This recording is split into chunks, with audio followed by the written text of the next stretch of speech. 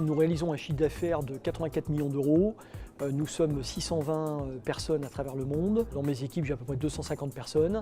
En fait, j'ai peu de temps à me consacrer au management quotidien des 15 commerciaux que j'ai en direct. Je n'ai pas de directeur commercial.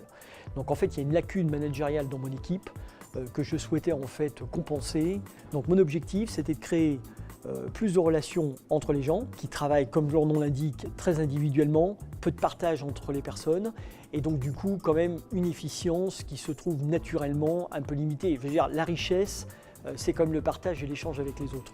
Donc ça, c'est une problématique sur laquelle Patrick a beaucoup travaillé et je trouve qu'on a vraiment progressé. En fait, il a ouvert des portes sur le regard des autres, sur le fait de partager du temps avec les autres. Je dirais que l'action de Patrick a été relativement simple, c'est qu'il a su s'intégrer facilement, sans prendre de parti d'ailleurs, mais simplement en faisant le relationnel entre nous, notre quotidien, et la direction qui a aussi ses objectifs. Quand j'ai passé mon entretien d'embauche, l'entretien s'est fait conjointement avec Emmanuel Guiébelot. Il a mis en place ces réunions hebdomadaires et mensuelles et c'est ce qui m'a permis de m'intégrer davantage dans ce groupe de commerciaux qui n'avait pas été là.